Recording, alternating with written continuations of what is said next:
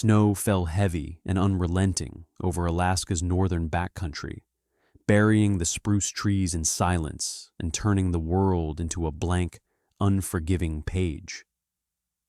Beneath that flawless white surface, a man was still alive, bound, breath shallow, his body pressed into the frozen ground as the cold worked patiently to finish what his enemies had started. No one was supposed to find him, no signal, no witnesses, just winter doing the erasing, until a female intelligence officer on leave followed her German Shepherd K9 along an abandoned service trail. The dog stopped, ears snapped forward. Then he dug, fast, desperate, as if fate itself had grabbed hold of his paws. And through the hush of falling snow, she heard it. A faint knock from beneath the ice. What they pull into the light will uncover a truth meant to stay buried, and prove that sometimes miracles don't arrive with sirens. They arrive on four paws. Where are you watching from? And if this story gives you hope, please like and subscribe. Snow drifted across the outskirts of Fairbanks, Alaska, slow and steady, the kind of snowfall that didn't shout its arrival. It softened edges, quieted roads, and made even moving vehicles seem intrusive. The air was sharp enough to sting bare skin, the sky a pale slate stretched endlessly above frozen streets and distant tree lines. Winter here wasn't dramatic, it was patient. Rachel Hayes noticed that immediately. She had flown in before dawn, the city still half asleep beneath frost-covered lights. Fairbanks looked smaller than she remembered from satellite images, less like a city and more like a collection of structures stubborn enough to exist where most people wouldn't choose to stay. Snowbanks rose along the roads like unfinished walls, exhaust curled from idling trucks. Everything smelled faintly of cold metal and pine. Rachel welcomed it. At 32, Rachel Hayes carried herself with a posture shaped by years of controlled environments and unspoken pressure. She was medium height, lean without appearing fragile, her strength subtle rather than showy. Her dark brown hair was pulled into a low knot at the nape of her neck, practical, unadorned. Her face held sharp lines softened by fatigue, the kind that came not from lack of sleep, but from thinking too much when the world went quiet. Her eyes were gray-green, observant to the point of discomfort.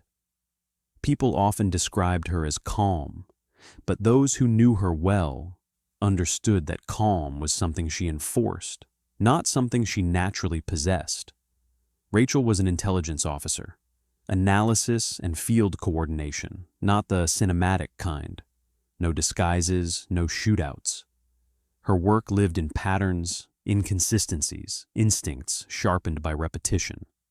And those instincts had carried her through most of her career, until the case that didn't. She didn't talk about it. Officially, it had been classified as an operational miscalculation. Unofficially, Rachel knew exactly what it was, moment when she trusted protocol over intuition, and someone didn't come home. Since then, she had learned to listen harder to the quiet signals, the ones that didn't fit neatly into reports. That habit was the reason she was here now. Daniel Cole had vanished 3 days earlier. On paper, Daniel's disappearance was unremarkable. A civilian contractor specializing in telecommunications infrastructure, he had been assigned to survey relay coverage near a decommissioned service route north of Fairbanks. The report read clean and clinical. Sudden weather shift, loss of signal, presumed disorientation. Environmental incident, they called it. Rachel read the report twice, then a third time, her jaw tightening with each line. Daniel did not get lost. At 34, Daniel Cole was methodical to the point of annoyance. Tall, broad-shouldered, with the posture of someone who had once worn a uniform and never quite forgot how. His dark blonde hair was usually kept short, his expression thoughtful rather than expressive. He wasn't loud. He wasn't reckless. He believed in preparation, redundancy, and leaving notes even when no one asked for them. Daniel had survived 2 tours overseas before transitioning into civilian security consulting. He didn't romanticize danger. He respected it, and he never ignored his check-in schedule. Rachel's phone buzzed as she stood beside her rental SUV, breath fogging the air. No signal, just a notification reminder she hadn't disabled yet. She exhaled slowly, slid the phone into her pocket, and turned toward the back of the vehicle. "Coda," she said softly. The German Shepherd lifted his head immediately. Coda was 7 years old, large even for his breed, with a powerful frame wrapped in dense black and tan fur that had begun to gray subtly around the muzzle. His ears stood tall and expressive, constantly in motion, as if tuned to frequencies humans couldn't hear. His eyes, deep amber, held an intelligence that felt deliberate rather than curious. He was not a pet. He was a retired K9 unit dog, formerly assigned to federal service, explosives detection, search and recovery, tracking in hostile environments.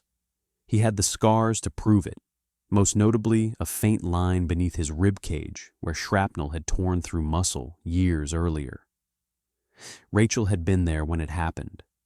She remembered the blood in the snow, the way Coda had refused to stop working, even as handlers shouted. The long night waiting outside the veterinary unit, hands shaking for reasons she hadn't yet learned to name. Since then, she had carried a quiet fear that one day she would ask too much of him again. Coda jumped down from the SUV with a controlled ease, landing softly despite his size. He paused, nose lifting, drawing in the air. Snow dusted his back almost immediately, clinging to his thick coat. "Just a walk," Rachel murmured, more to herself than to him. Nothing official. They followed a narrow trail that ran parallel to an old service road. Packed snow marked by occasional tire tracks and the faint remains of maintenance equipment. The relay station sat a few hundred yards ahead, skeletal against the trees, its metal frame rimed with ice. Rachel's boots crunched rhythmically, the sound oddly loud in the stillness. She welcomed the physical sensation. It kept her present. Her thoughts, however, wandered. She thought of the last message Daniel had sent. Not alarming, not dramatic. Just a photo of the tree line and a joke about the cold trying to kill him. She had replied with a warning and a heart emoji, annoyed at herself for the softness. She hadn't heard from him since. Coda slowed. Rachel noticed instantly. His tail lifted slightly, not wagging. His ears pivoted forward, locking onto something ahead. His pace shifted from casual to deliberate, every step measured. Rachel stopped. "What is it?" she asked quietly. Coda didn't look back at her. His focus had narrowed, attention drawn to a stretch of snow beside the road that appeared untouched, smooth, ordinary, the kind of place your eyes slid over without pause. He lowered his head and sniffed. Once, then again. Rachel's chest tightened. This wasn't curiosity. This was recognition. Coda took 2 steps forward, muscles tensing beneath his coat. He circled once, nose close to the ground, breath fogging the snow. "Hey," Rachel whispered, instinctively. "Easy." The dog froze, every muscle locked. Rachel felt it then, that subtle shift in the air, the feeling that something had been present long before she arrived and had no intention of announcing itself. Coda let out a low sound, not a growl, not a whine, a warning. Memories pressed in uninvited. Snowfields overseas, late-night briefings, the moment she'd hesitated when she shouldn't have. Her pulse quickened. Coda lifted one paw and placed it carefully onto the snow, as if testing the ground. He sniffed. Again, deeper this time, then looked back at Rachel for the briefest second. Permission. Rachel swallowed. "Show me," she said. Coda moved forward. Coda moved with a certainty that made Rachel's spine tighten. He didn't rush. He didn't bark. He lowered his head and began to work the snow with short, deliberate motions, scraping away the powder layer as if he knew exactly how much force to use. Rachel stood still, breath shallow, the cold suddenly sharper against her lungs. The snow gave way faster than it should have. Beneath the clean surface was a darker layer, compacted, disturbed. Not the natural settling of snowfall, but pressure, weight, human hands. Coda paused and looked up once, amber eyes steady, then returned to the task with renewed focus. Something hard surfaced with a dull scrape. Rachel dropped to one knee, brushing snow aside with her gloved hands. Her fingers closed around cold metal, familiar even before she fully uncovered it. A handheld communications device lay half-buried, its casing cracked, antenna bent at an unnatural angle. The screen was dark, spider-webbed with fractures. Her chest tightened. Was Daniel's. Not just the model. She recognized the custom casing, the reinforced edges he'd insisted on, even when colleagues teased him for over-preparing. She turned it over carefully. The back plate was pried open, the internal components exposed, wires torn rather than snapped clean. "Not weather," she whispered. Coda sniffed the device once, then shifted his attention a few feet to the right. He circled, nose close to the ground, tail held rigid. Rachel followed his movement and saw it then, something she would have missed without him. A faint line in the snow, barely visible. A shallow disturbance that ran parallel to the service road before angling toward the trees. It wasn't deep enough to be a footprint, not clean enough to be natural. It looked like something had been dragged, then deliberately softened, brushed over by gloved hands or boots to let the next snowfall finish the job. Rachel stood slowly, the cold no longer registering. Her mind was already moving, fitting pieces together. Daniel hadn't wandered off disoriented. He hadn't collapsed from exposure. He had been intercepted, restrained, moved, taken. The words settled heavily in her chest. Coda let out a quiet sound, low, controlled, then looked back at her, ears flicking once as if checking in.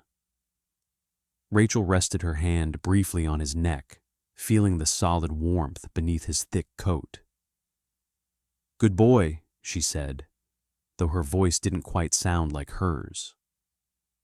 They followed the drag mark only a short distance before it disappeared entirely beneath untouched snow. Whatever had happened here, whoever had done it, they'd been careful. Not professionals in the cinematic sense, but practiced enough to understand winter as a collaborator. Rachel straightened and looked toward the relay station. The metal structure loomed ahead, skeletal arms reaching into the gray sky. She had planned only to walk past it, but plans were a luxury she no longer had.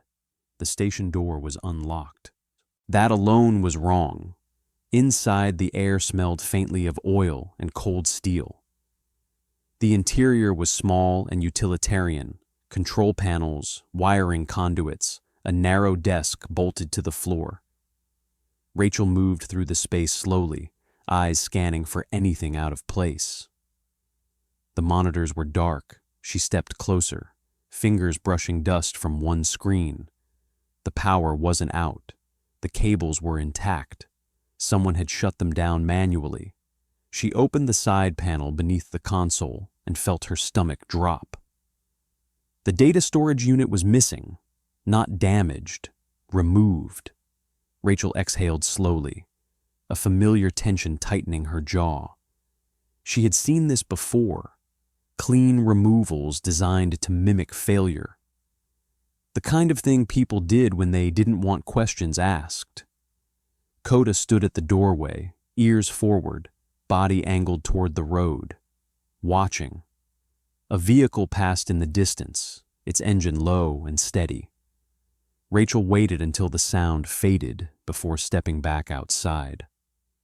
The snowfall had thickened, soft flakes filling in the world as if nothing had happened. That was when she noticed the truck. It was parked farther down the service road, partially obscured by trees.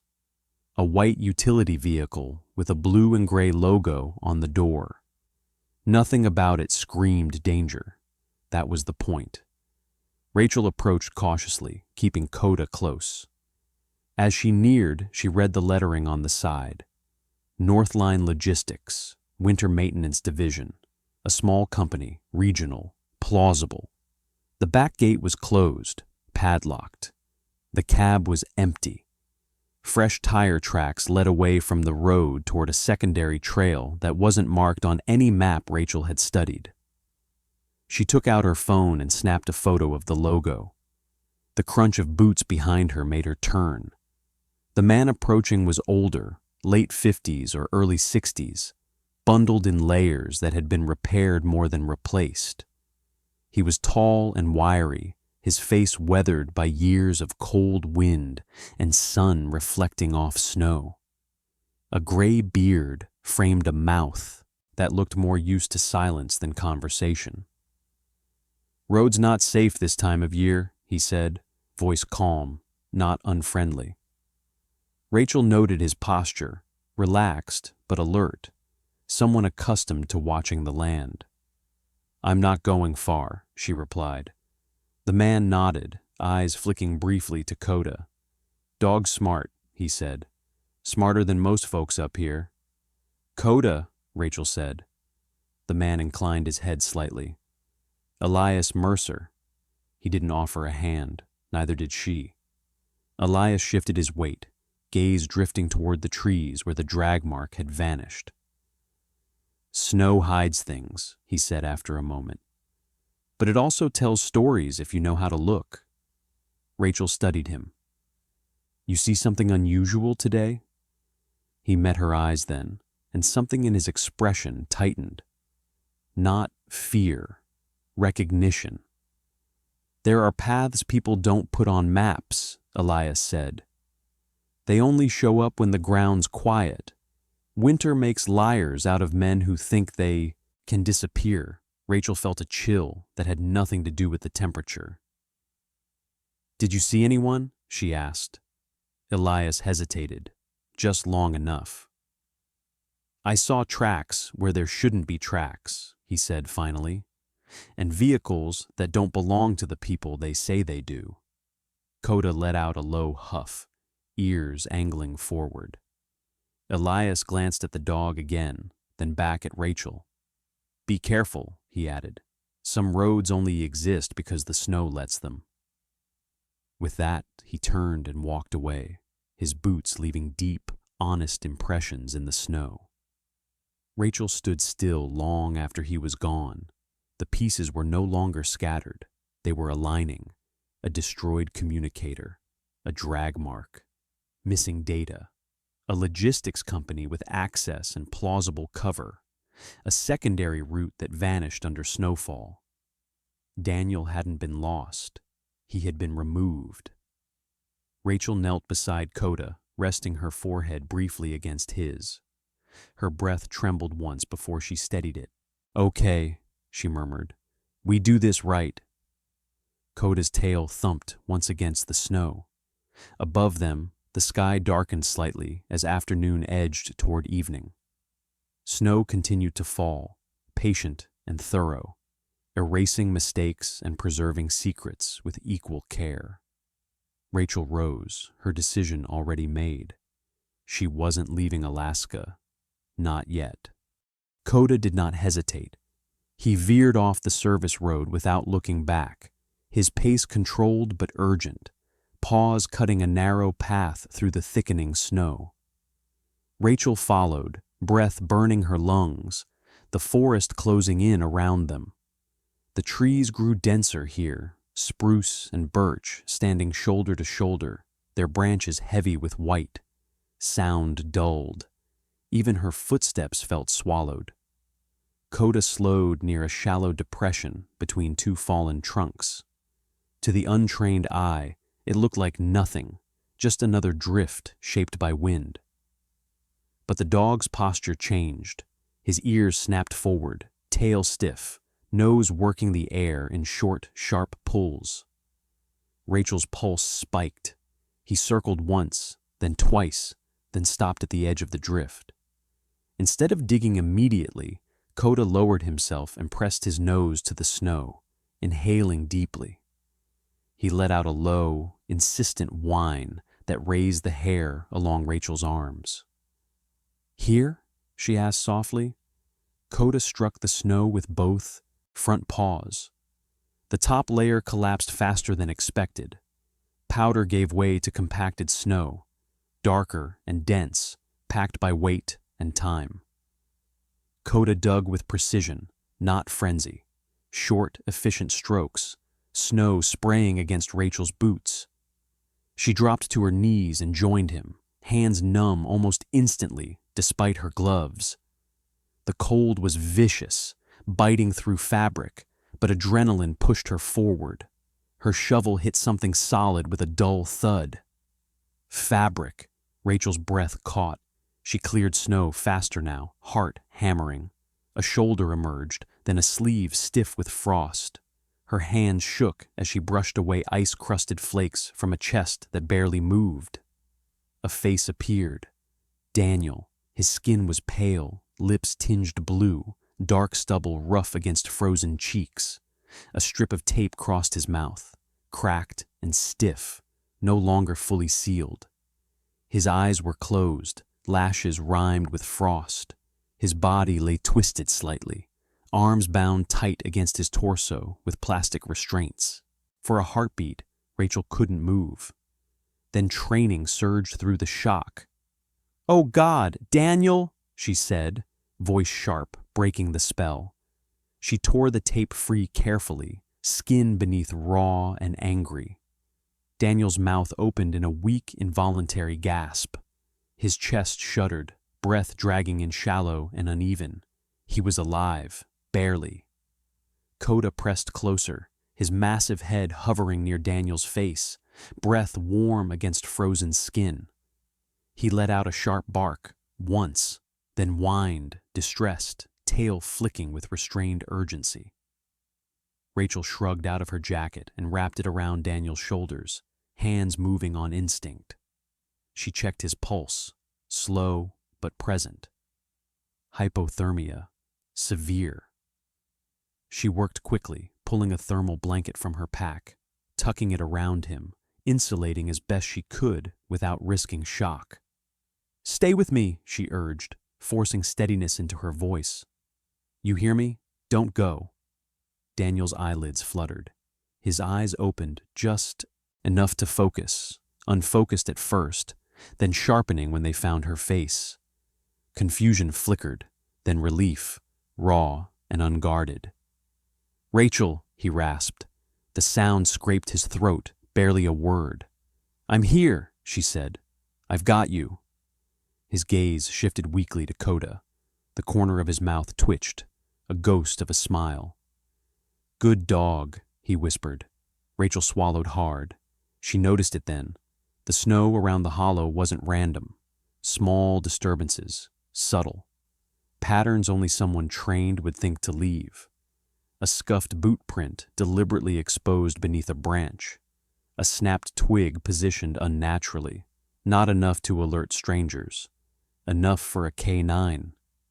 "You did this," she murmured, realization blooming painfully. "You left signs." Daniel blinked once. Slow, deliberate.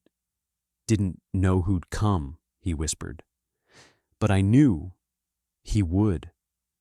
Coda's ears flicked, as if acknowledging the truth. Rachel's hands trembled as she activated her emergency beacon, sending coordinates into the void. She blew her whistle twice, sharp blasts that cut through the forest's hush. The sound felt small against the snow, but it was something. "Listen to me," she said, leaning close. "Help is coming." Daniel's breathing hitched. "Not safe," he murmured. Her chest tightened. "What do you mean?" He swallowed, pain tightening his jaw. "Satellite feeds," he whispered. "They're selling access, private routes, black market data, not just tracking, control." His eyes closed briefly, then opened again with effort. "I saw the logs, not an accident." Rachel's mind raced even as she focused on keeping him conscious. Buon du lieu vetin. A network, not a single bad actor. It fit too well. "Who?" she asked gently. Daniel's gaze flicked past her shoulder. Coda growled low, deep in his chest. Rachel turned. Between the trees, far enough to blur detail, a shape stood motionless. Human, tall, watching. For a second, no one moved. Then the figure stepped back, melting into the forest as if swallowed by the snow-laden branches. Rachel's blood ran cold. Coda strained forward, muscles coiled, a warning rumble vibrating through him. Rachel tightened her grip on his harness, anchoring him without breaking eye contact with the tree line. "It's okay," she whispered, not sure who she was reassuring. She scanned the woods, heart pounding, but the forest offered nothing back.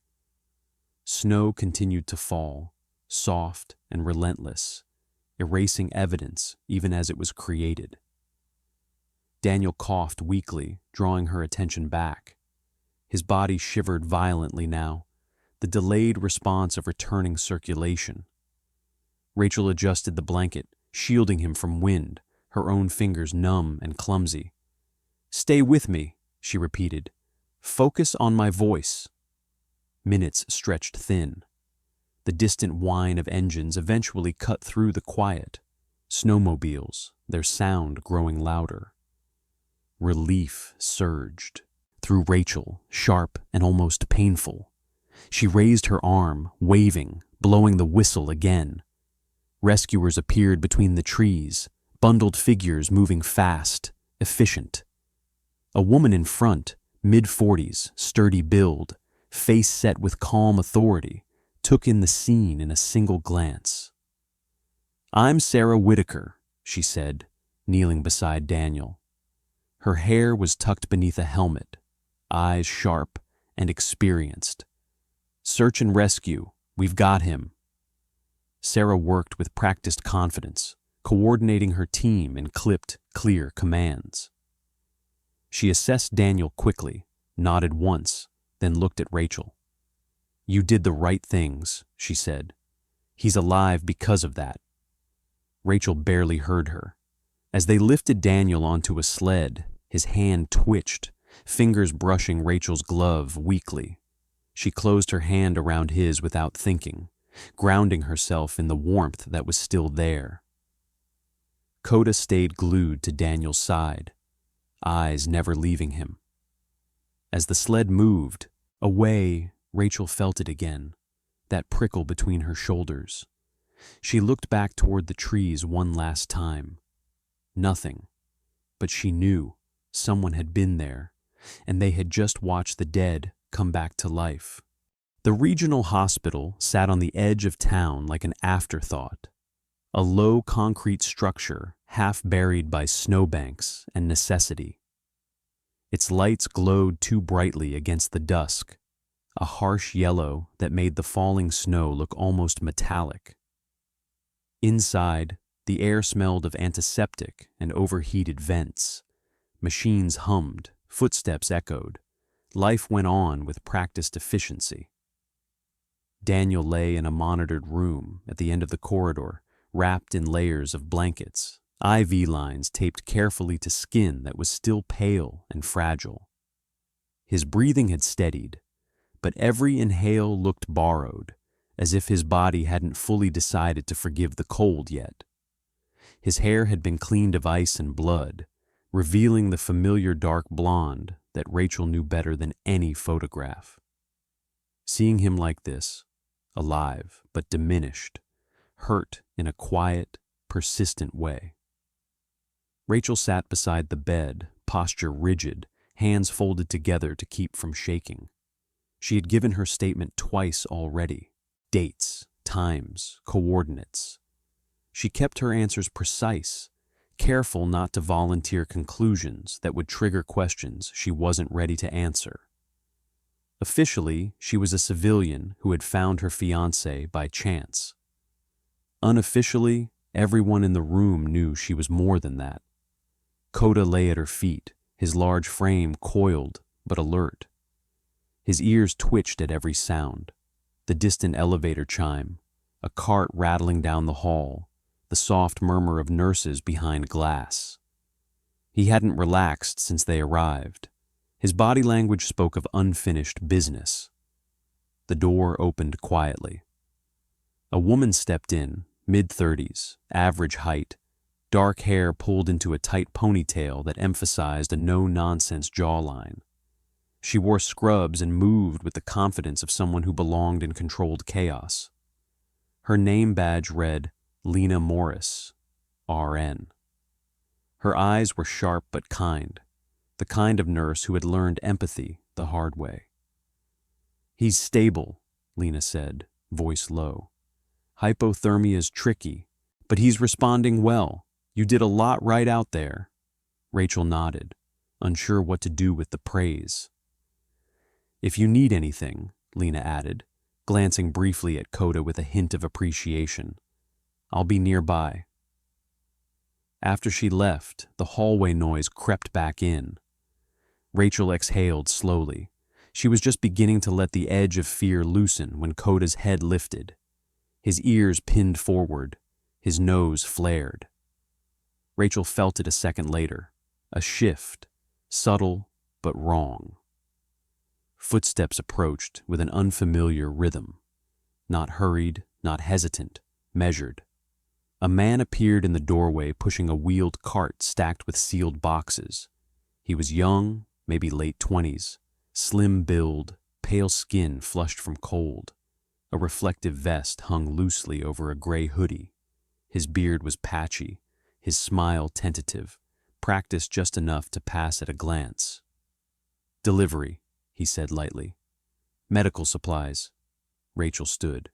"We weren't expecting—" Coda surged to his feet with a deep, resonant growl that filled the room. His hackles rose, muscles tight beneath his coat. He planted himself between the man and Daniel, nose working furiously. The man froze. "Easy," he said, palms up. "Just doing my job." Rachel's heart pounded. She focused on Coda, reading him the way she always had. This wasn't anxiety, this was detection. "What's wrong?" she asked quietly.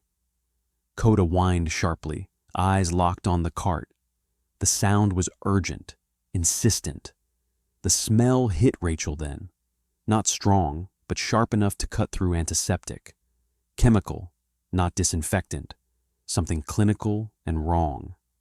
"Step back," she said, voice hardening. The man hesitated. That was all it took. Coda lunged, not to bite, but to block, slamming his weight against the cart. Boxes rattled. One tipped, its seal cracking open. Inside was not gauze or tubing, but a compact case, black and unmarked, the kind used to transport syringes and controlled substances. Security arrived in seconds, drawn by the noise. 2 officers moved fast, hands firm on the man's arms as he tried to twist away, panic finally breaking through his composure. "Wrong night," one of them muttered. The man sagged, face draining of color. Rachel stepped closer, eyes cold. "Who sent you?" He said nothing. Later, in a quiet office near the nurse's station, an Alaska State Trooper took over questioning.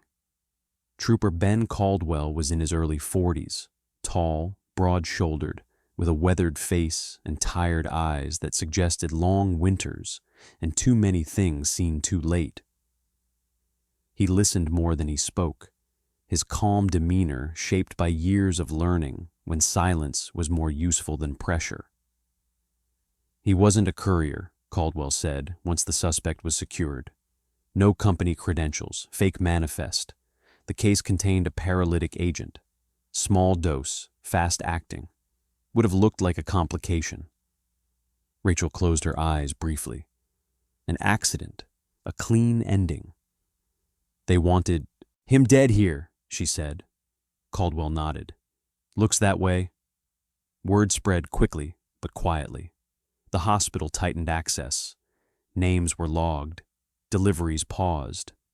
Lena Morris returned. Her expression changed, more guarded now. That man, Lena said softly, he wasn't here to help anyone. Rachel met her gaze. No. As night settled in, snow thickened outside the windows, blurring the town into a wash of white and amber lights. Rachel stood alone near the glass, phone in hand, weighing a decision she had been avoiding since Fairbanks.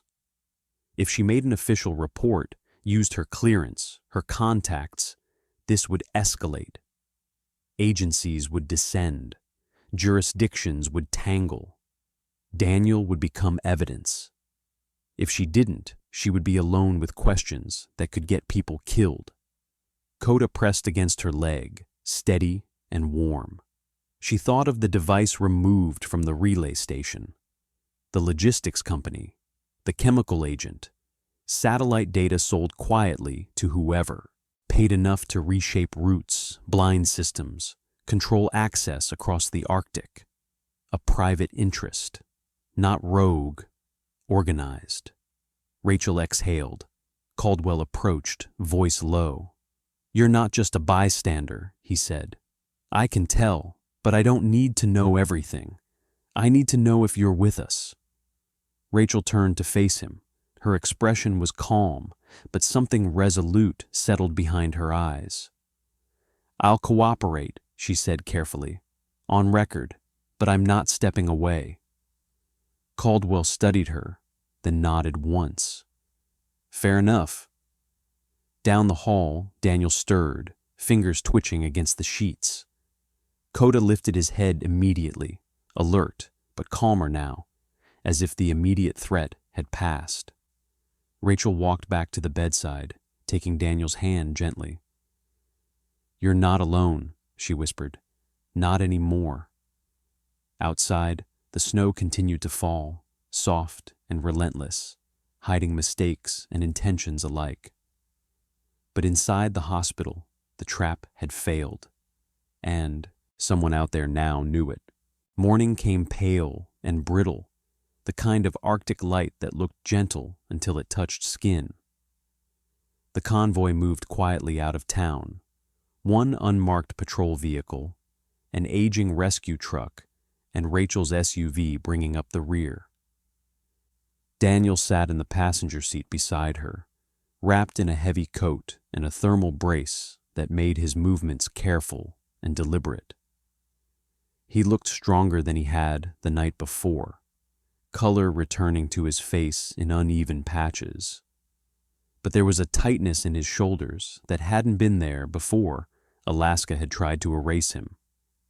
I don't need to walk far, he said, for the third time, voice steadier now, but still rough around the edges. Just enough to point. Rachel didn't answer right away. She watched the road narrow into packed snow, watched the tree line thicken until the forest felt less like scenery and more like a wall. She knew that stiffness in his posture. It wasn't weakness. It was memory. In the back seat, Coda sat upright, muzzle resting just above the window line. At 7, his movements were no longer explosive. They were economical. The frost at the edges of his muzzle had deepened overnight, a subtle gray that Rachel pretended not to count. His eyes, however, were sharp and unwavering, scanning the world as if it were a map only he could read. They reached the access point just before the lake revealed itself. It spread wide and deceptively calm, a flat expanse of white reflecting the sky like polished bone. Snow had drifted thinly across the surface, disguising variations in thickness that only the trained or the doomed would notice. Pines framed the far edge, dark and watchful. "This is it," Daniel said quietly. He stepped out with assistance from Trooper Ben Caldwell, who moved with steady patience. Caldwell's coat was dusted white, his expression unreadable but alert. He had the look of a man who'd learned to respect places like this. Not fear them, but never underestimate them. "They brought me here at night," Daniel continued, pointing toward a faint curve near the shoreline. "Vehicle stopped there. They told me to walk." Rachel followed his gesture. The snow looked untouched, pristine, too perfect. "They said the ice was solid," Daniel said. "They didn't need a weapon, just winter." Coda moved first, stepping carefully, nose low. He didn't charge ahead. He tested the ground with deliberate pressure, placing each paw with consideration. Rachel watched him with a mix of pride and dread. He was slower now, yes, but every movement was informed by years of reading danger before it announced itself. A sharp crack split the air. Rachel's foot sank an inch. For half a second, the world tilted. Coda lunged. His teeth caught the strap of Rachel's coat and yanked her backward with surprising force. She fell hard onto solid ground as the ice beneath where she'd stood groaned low and ugly. Dark water seeped up through spiderweb fractures, spreading like ink beneath glass. Rachel lay still, heart hammering so loud she thought everyone could hear it. Coda stood between her and the lake, body rigid, a low growl vibrating through his chest, not at anyone, but at the ground itself, as if warning it not to try again. Daniel stared at the broken ice, face drained of color. "That's it," he said hoarsely. "That's how they planned it. No gunshots, no witnesses, just a misstep and a body swallowed quietly by cold water." They pulled back immediately. No heroics, no more tests. Caldwell radioed the team, marking the shoreline as a crime scene. Rachel knelt beside Coda, pressing her forehead briefly against his, breathing in the familiar scent of fur and snow. "Thank you," she whispered. Coda huffed once, then sat, eyes never leaving the lake. They didn't stay long. The place felt wrong now, like a mouth that had nearly closed. As they turned away, Daniel slowed, gaze drifting toward a cluster of rocks half buried near the tree line. "There," he said suddenly. "That's where I hit it." They approached cautiously. Daniel crouched with effort, fingers digging into packed snow beside a stone marked by a faint scratch. He reached deeper, pulling free a compact case wrapped in oilcloth and sealed with care that spoke of time taken under pressure. Rachel recognized it immediately. The encrypted device was unremarkable in appearance, matte black, no markings, but she knew what it represented. Proof. Not a single file, but a system. Access keys, transaction logs, route overlays. The kind of thing people killed to keep buried. Daniel held it for a moment, hands trembling, not from cold, but from release. "They didn't find it," he said quietly. "They panicked when the weather shifted, started pulling people out. Too many loose ends." As if summoned by the words, Caldwell's phone buzzed. He glanced at the screen, jaw tightening. "Northline Logistics pulled their vehicles overnight," he said. "Warehouse lease terminated early. Accounts drained." They were running. Rachel felt a grim satisfaction settle beneath her fear. The truth had weight, enough to scare people who believed themselves untouchable. Back at the vehicles, the wind picked up, carrying fine snow that stung exposed skin. Coda climbed into the SUV with a stiffness Rachel could no longer ignore.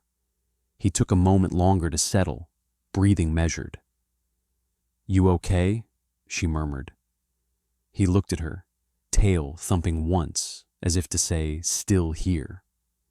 On the drive back, Rachel watched Daniel's reflection in the window. He stared out at the passing trees, jaw clenched, eyes distant. She reached over and took his hand. "I thought I'd lost you," she said softly. Daniel squeezed back, just enough to reassure. "I thought the same," he admitted. "That's what they wanted." Snow thickened again, blurring the road ahead. But this time, Rachel didn't feel buried by it. They were carrying the truth, now. And winter, for all its patience, had failed to keep it. Spring did not arrive in Alaska the way it did elsewhere. It didn't announce itself with warmth or color. It came quietly in small concessions. Snowbanks shrinking by inches, daylight lingering a little longer each evening, the sound of meltwater threading through places that had been silent for months. Winter loosened its grip not because it was defeated, but because it had run out of places to hide the truth.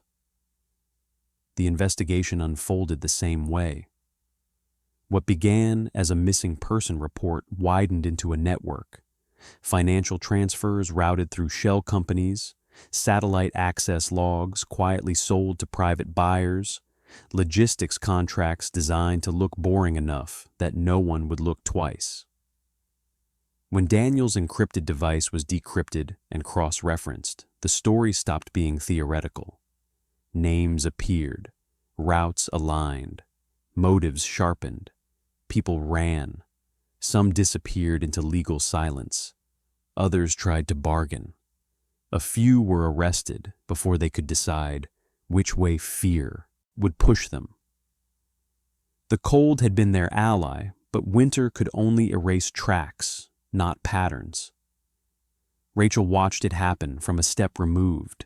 She stood in conference rooms with bad coffee and flickering projectors, offering analysis instead of command. She answered questions carefully, choosing precision over bravado. When asked why she didn't return to field operations fully, she gave the same answer every time. "I'm more useful where I can see the whole picture." It was true. It was also a choice. Her transfer request went through quietly. Training and analytical oversight, mentoring younger officers who still believed instincts were weaknesses to be trained out of them. Rachel taught them otherwise. She spoke about listening to what didn't fit, about trusting signals that didn't yet have names, about dogs who knew before people did. Daniel recovered in stages. The physical therapy was grueling, but honest. Muscle returned. Balance followed. The deeper work took longer. Some nights, he woke with the sensation of weight on his chest, breath caught halfway between memory and now. Rachel learned to sit with him through those moments, not rushing him back to calm, just staying until the present reclaimed its ground. "I don't want to go back," he told her one morning as they watched light creep across the snow-dusted trees outside their cabin. Rachel didn't pretend not to understand what he meant. The work, the risk, the quiet invitations to disappear again. "You don't have to," she said. Daniel nodded slowly. "Living feels different now, like something I almost lost." He left the consulting world with little ceremony, no speeches, no bitterness, just an email, a resignation letter, and a door closed without regret. Surviving, he decided, was enough. Coda changed the most visibly. At 8, his muzzle had gone noticeably gray, the black fading into silver around his nose and eyes. His joints complained on colder mornings, and he rose, more slowly, stretching longer before committing his weight. Rachel bought him a thick insulated coat and a heated mat for the cabin floor. She told herself it was practical, not sentimental. Official retirement papers arrived one afternoon, stamped and final. Coda sniffed them once and sneezed, unimpressed. The next morning, he positioned himself by the front door at precisely the same hour he always had. "Guess you're still on duty," Daniel said, smiling. Coda's tail thumped. Life settled into something quieter, not smaller. They chose a date in late spring for the wedding, when the ground had softened, but the air still carried that clean northern edge. The location was simple, a clearing near the forest, close enough to town for comfort, far enough from the lake to let old fear rest where it belonged. There was no aisle, just packed earth and pine needles. No crowd, just people who had earned their place by staying when it mattered. Sarah Whitaker attended in civilians, clothes, hair loose for once, her posture still carrying the quiet authority of someone who had pulled too many people back from the edge to take ordinary days for granted. Trooper Caldwell stood nearby, hands in his pockets, eyes scanning out of habit more than concern. Lena Morris arrived with a small wrapped box and a smile that held both relief and pride. "I'm glad you're both still here," she said simply. Rachel wore a simple dress, practical and unadorned. Her hair was loose, the wind threading through it like a reminder that not everything needed control. When Daniel took her hands, his grip was steady. No trembling, no rush. They didn't promise forever in grand terms. They promised ordinary things. "I choose you," Rachel said, voice clear, "on quiet days, on days when fear remembers our names." Daniel smiled, a real one this time. "I choose staying," he replied, "and choosing you every morning after." Coda lay beside them on a blanket, head resting, on his paws, eyes half closed, but alert. When the wind shifted, he lifted his head briefly, checked the tree line, then settled again, satisfied. Afterward, they returned to the cabin.